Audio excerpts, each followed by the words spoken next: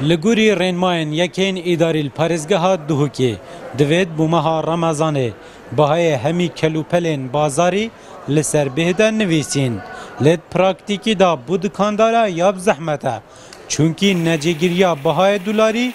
ریل بروام برزکریه سیکا گران کری دلاری من راستی گلک گران کری بگم هر چی هم کرین چین وی تشت دو ساعت فروشین وی سعری بگم ام نشیم کرین بجاو سر شرکات مینه تا که شرکت مساعده بکت او درسته وکو هر سال بازار دهوکی چافلبندا درگاه ابراهیم خلیلایه داکو زربه کلوپلین ماه رمضانه تعداد در باز بکن حسکن همی دکاندار سعر تشتی بین نخوره سعر گران نکن چکو بوجه وگاف که هر دو هیوا جاره کش نیکایت هیتن یعنی گلک قیرانت مازنه تاتن نکن وگاف کش آوه بگیرش گاره بگیرش پانزینه بگیرش دلاری بگیره و جام هیوی دارین همی پیگیری رمایت حکمت بکن لجنه تایبت جلای چافدریا بازرگانی و هاتینه پیکینان داکو کنترولا بازاری بکن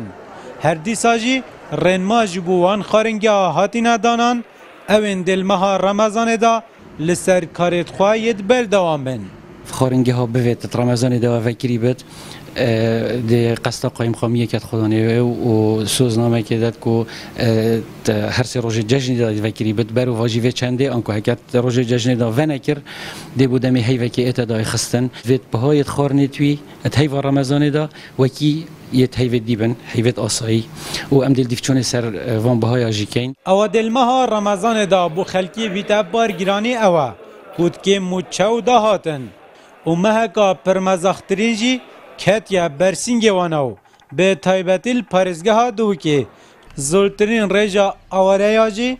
دیگل خلکوید آکنجینه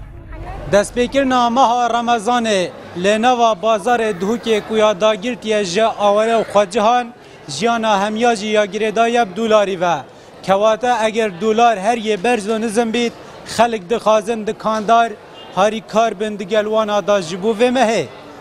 کاروان علی روداو بازار دهوکی